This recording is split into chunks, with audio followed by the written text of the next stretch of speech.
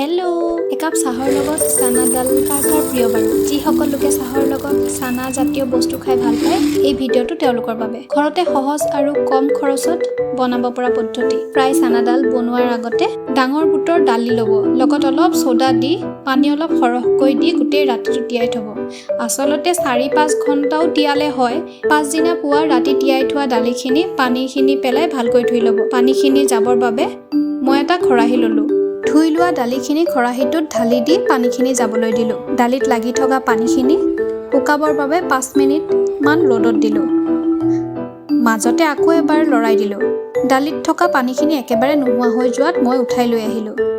যিহেতু ৰ'দত মেলা হৈছিল ধূলি পৰিব পাৰে তাৰ বাবে এখন চাফা গামোচাত বা এখন চাফা কাপোৰ ল'লেও হ'ল লৈ তাত দালিখিনি মুছি ল'লোঁ মুছি লোৱাৰ পাছত গামোচাখনৰ পৰা দালিখিনি বাচনটোত থৈ দিলোঁ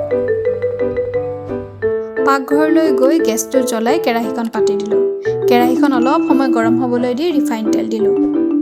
তেলখিনি গৰম হোৱাৰ লগে লগে চানা দালিখিনি দি দিলোঁ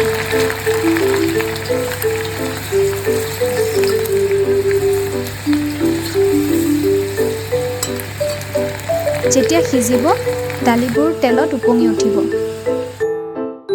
চাওকচোন ৰংটো ইমান ধুনীয়া হৈছে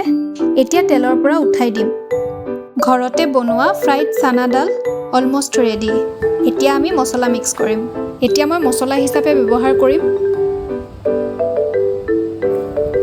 যিমান চানা থাকে তাৰ আন্দাজ মতে নিমখ দিব ঘৰতে পিচি লোৱা জলকীয়া গুড়ি 1 চামুচ আৰু জিৰা গুড়া 1 চামুচ লগতে চাট মছলা যদি ঘৰত থাকে তেনেহ'লে চাট মছলা দি দিব দি ভালকৈ মিক্স কৰি ল'ব এতিয়া হোমমেড ফ্ৰাইড চানা ডাল ৰেডি যদি ভিডিঅ'টো চাই ভাল পায় তেনেহ'লে লাইক শ্বেয়াৰ এণ্ড ছাবস্ক্ৰাইব কৰি দিব আৰু যদি ভাল নালাগে ভিডিঅ'টো চাই তেনেহ'লে কমেণ্ট কৰি জনাই দিব